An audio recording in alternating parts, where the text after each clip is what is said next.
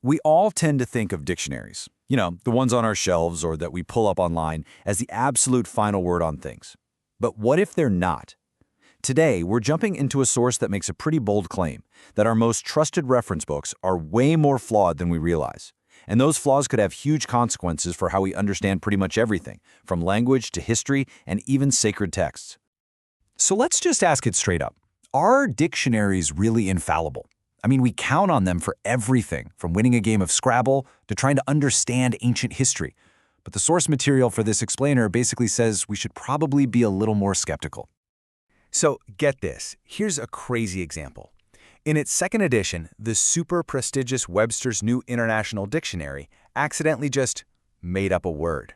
The word was dord, and they defined it as density. Turns out it was just a typo for D or D, a simple slip-up.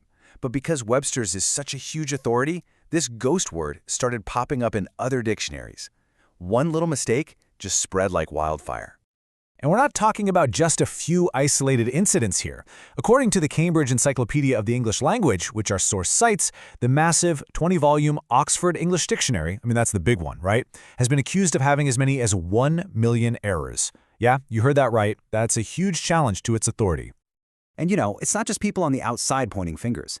This quote actually comes from the editors of a major theological dictionary themselves. They flat out admit that these books are, and I quote, incontestably among the most imperfect of human products.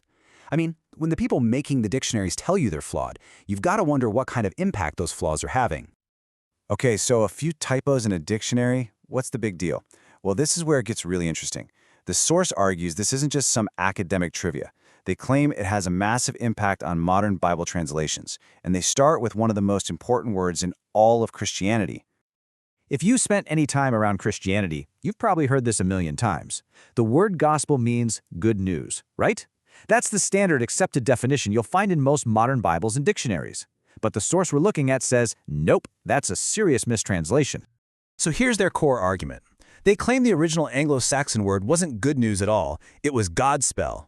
The idea is that over time the word God got softened into the more generic good, and the word spell, which they say originally meant word or story, got updated to news. And that's a big deal because it changes the meaning from the authoritative God's word to a much more general good message.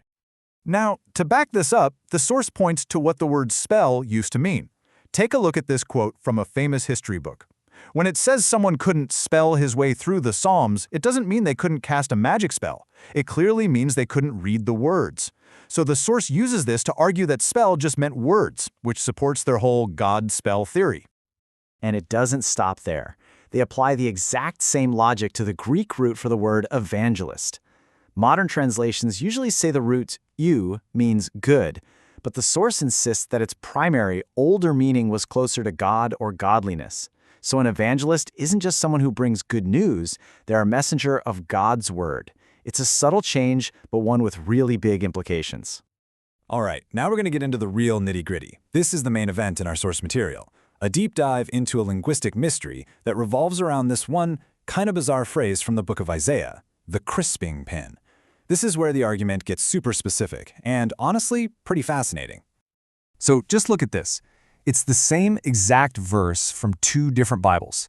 The classic King James Version lists crisping pins in a list of women's clothing and accessories, but the more modern New King James translates that same Hebrew word as purses. Come on, a hairstyling tool or a handbag?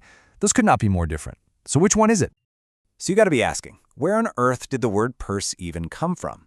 Well, our source claims they found the smoking gun. They say modern translators were using a standard, well-respected Hebrew dictionary, but right there in the dictionary entry is this tiny little note, by imp. And what does that mean? By implication. According to our source, that's the dictionary writers basically admitting, yeah, this is a guess, it's not a direct translation. So why guess purse of all things? This is where the source's theory gets, well, a little spicy. They argue that the original Hebrew word really meant an engraving tool.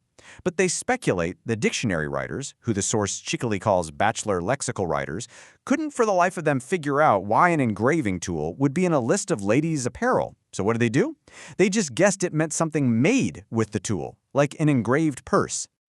To push back against that guess, the source just unleashes a flood of historical examples. In 1618, you've got crisping iron for hair. In 1772, crisping tongs. Back in 1627, someone literally says, "Fetch me my crisping pins to curl my locks." The author's point is clear. For centuries, crisping pin was a totally normal, understandable term for a curling iron or some kind of decorative pin. So, how do we solve a puzzle like this? Well, the source introduces this really cool idea that they call the Bible's built-in dictionary. The concept is actually pretty simple. When you find a list of things in the Bible, a word you don't know is often explained or clarified by the familiar word sitting right next to it. It's all about context. Okay, so let's try it out.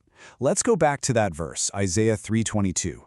The phrases wimples and the crisping pins. Now, if this built-in dictionary theory is right, then the key to understanding crisping pins has to be that word right before it, wimples. All right, so what in the world is a wimple? Well, you look it up, and historically it can mean a curl of hair, or it can be a veil made of fabric that's all pinched and crepe-like. The verb to wimple even means to wrinkle, or twist, or ripple.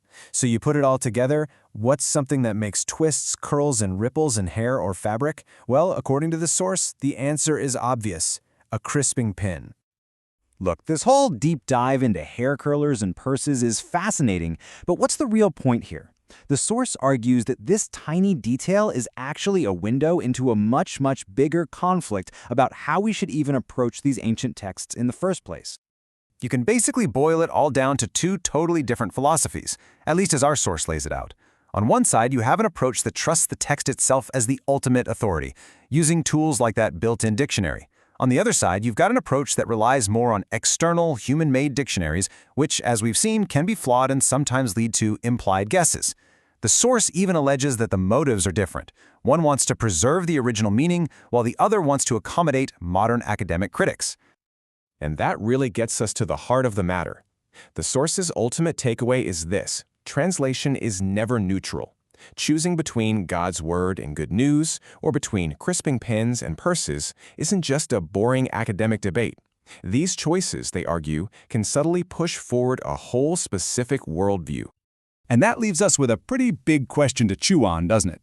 We just went way down the rabbit hole over one single obscure phrase from thousands of years ago. If there's that much history, context, and controversy packed into just a couple of words, it really makes you wonder what else might be lost, or maybe even waiting to be rediscovered in translation.